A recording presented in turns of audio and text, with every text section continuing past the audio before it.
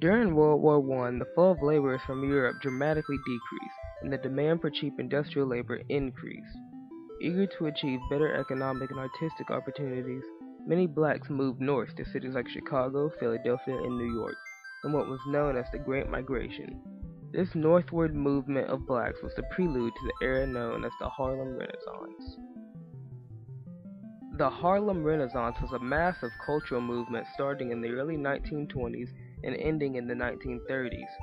This era was dubbed the New Negro Movement as a result of the many strides in literature, music, and artistic advancements made by blacks.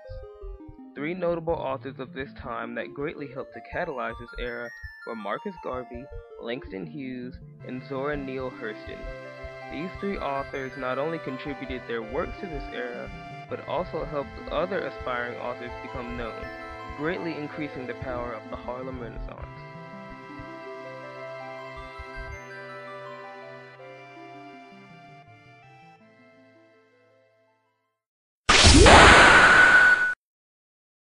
Born on August 17, 1887 on St. Anne's Bay, Jamaica, Marcus Garvey is known for making one of the largest impacts on black pride during the Harlem Renaissance.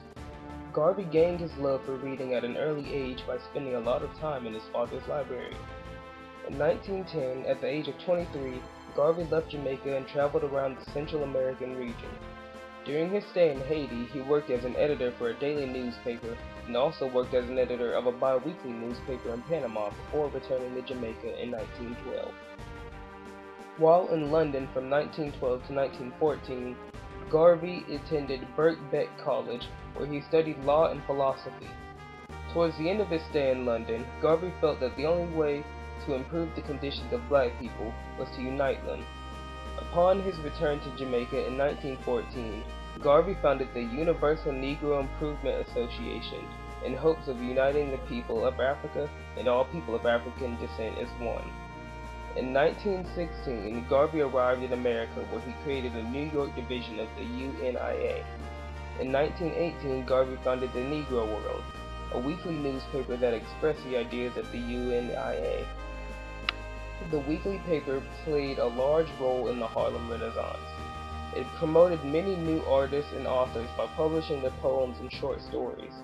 This attracted many blacks into the literary world of the Harlem Renaissance.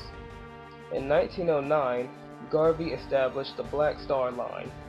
This shipping line was intended for the transportation of goods and blacks throughout the African economy. The shipping of blacks to Africa was part of Garvey's Back to Africa plan, in an attempt to reunite Africans and people of African descent. On June 10, 1940, Garvey died after suffering from 2 strokes. Since his death was during World War II, travel restrictions prevented him from being buried in America. He now resides at Kensal Green Cemetery in London.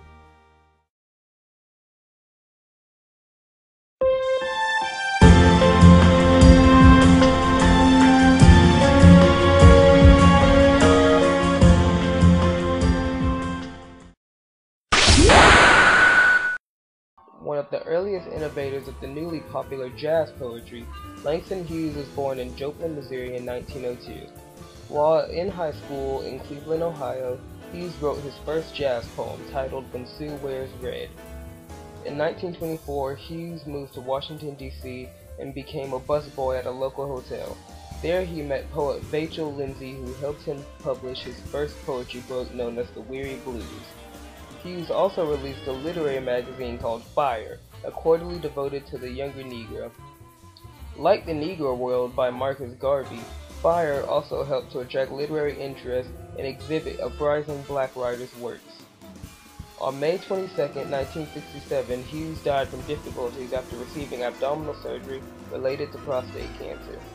Cremated instead of being buried, Hughes' ashes are beneath a large floor medallion in the middle of the foyer in the Arthur Schomburg Center for Research in Black Culture located in Harlem.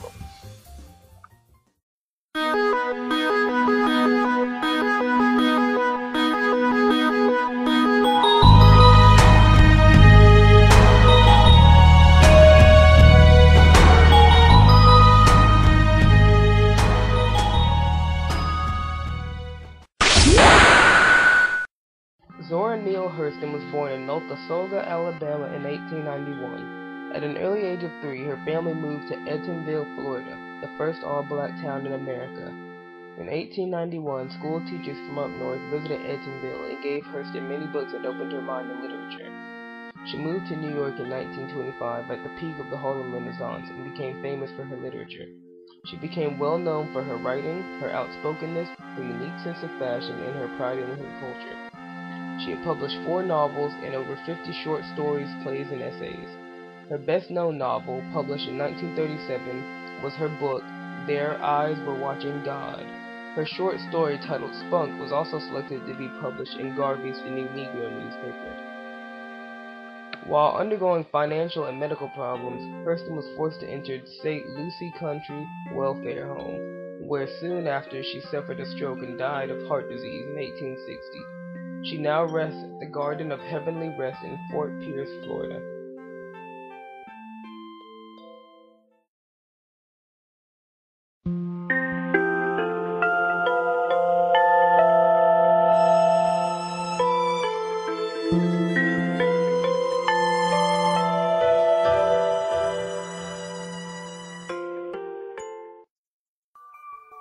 These 3 remarkable authors heavily impacted the Harlem Renaissance and provided new ways for blacks to gain equality and respect.